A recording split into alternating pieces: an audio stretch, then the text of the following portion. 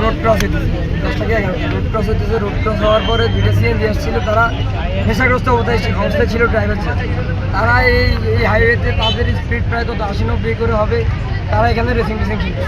তখন আমাদের এই ভাইরা যখন ওরা রোড ক্রস হইতেছে তখন ওই সিএনজিওয়ালা ওদেরকে দুজনকে মারি।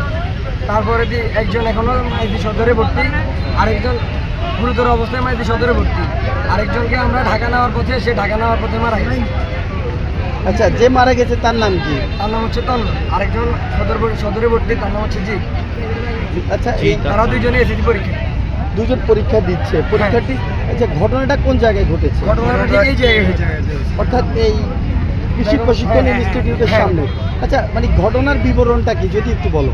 ঘটনার বিবরণ হচ্ছে যে তারা ঠিক রীতিমতো এখানে রোড থেকে তারা মানে কৃষি প্রশিক্ষণ ইনস্টিটিউটের সামনে নাকি? হ্যাঁ, তারা ওই পাশ থেকে রোড ক্রস হইতেছে। আমাদের এখানে দূর দূরান্ত থেকে কোনো জ্যাবরা ক্রসিং নেই বা কোনো আইল্যান্ড নেই। এখন এখান দিয়ে রোডগুলো গাড়িগুলো যায় ওভার স্পিড। যেহেতু আমাদের এক পাশে একটা স্কুল আছে, আরেক পাশে একটা কলেজ আছে, যেহেতু আমাদের প্রশাসনের কাছে একটা দাবি যে ওনারা এখানে একটা ব্রিজ দিক বা এখান দিয়ে একটা আইল্যান্ড দিক। তখন তো গাড়িগুলো এখানে আসতে স্লোলি যেতে পারে, কিন্তু এখান থেকে তারা কি মানে রোড ক্রস করতেছে? হ্যাঁ, রোড ক্রসিং করা অবস্থায় সিএনজিগুলো তাদেরকে ইয়ে করে কোন দিক থেকে আসছে সিএনজি? এদিক থেকে আসছে। মাইজদি থেকে চমনিমুখী সিএনজি তাদেরকে চাপা দেয়। হ্যাঁ, ঘটনাস্থলে যে মারা যায় তার নাম তন্ময়, সে পরীক্ষার্থী। তার সাথে আরেকজন ছেলে আহত হয়েছে, সেও পরীক্ষার্থী। তার নাম কি? জিৎ আছে কই?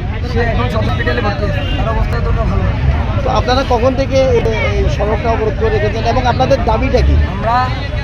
আমরা সড়কটা অবরোধ করেছি। ঠিক আছে, আমাদের কলেজ প্রিন্সিপাল স্যারের কাছে যে স্যার এমনি আমরা এখানে একটা আইল্যান্ডের কথা আর একটা ব্রিজের কথা যখন স্যারকে বলছিলাম বা আমরা যার কথা বলছিলাম, তখন আমাদের স্যার বলছিলেন যে এমনি আমি তোমাদেরকে চিনি না, যখন কলেজ থেকে বাইরে হবা তখন তোমরা আমার স্টুডেন্ট না। তো সে যদি শিক্ষিত হয় তাহলে তো তার এই উত্তরটা দেওয়া হয়নি। আপনার পরিচয়টা দেন। আপনি? আমি এই কলেজ বেঙ্গল সরকারি টেকনিক্যাল স্কুল অ্যান্ড কলেজের সাবেক শিক্ষক। আচ্ছা, তো এখন যে মারা গেছে সে আপনার এই যে আমাদের কলেজের ছোট ভাই, সেই জন্য আসছেন আপনারা? হ্যাঁ, এই সড়ক অবরোধের আপনাদের দাবিটা হলো এখানে স্কুল বেকার কিংবা একটি ওভারপাস যাতে সরকার করে। আর একটা দাবি হচ্ছে যে প্রিন্সিপাল যে উনি এখানে থাকার যোগ্য। প্রিন্সিপালের নাম কি? প্রিন্সিপাল নন্দী কি বলেছে আপনাদের? ওনাকে যখন বলছিলাম আমাদের সিনিয়র বাসায় বলছিলাম স্যার এমনি আমাদের একটা ছোটো ভাই এখানে ঠিক কলেজের সামনে রোড অ্যাক্সিডেন্টে মারা যায়, তখন উনি হেসে একটা হাসি দিলেন। উনি যদি মানুষ হতো তাহলে উনি হাসতে পারতেন না। উনি একটা হাসি দিয়ে বললো যে যখন সে স্কুল থেকে বাইরে হয়, স্কুলের গেট থেকে বাইরে হয়, তখন আর আমি তাদেরকে চিনি না। এখন উনি যদি শিক্ষক হয়, ওনার তো কথাটা হয় নাই। আমরা যখন আমাদের বাসা থেকে বাইরে সকালবেলা স্কুলে আসবো, কলেজে আসবো, এখানে আসার পরে আমাদের গার্জিয়ানকে নিশ্চয় আমাদের শিক্ষক, ওনারা আমাদের শিক্ষক, তাই আমরা ওনারা কি জানি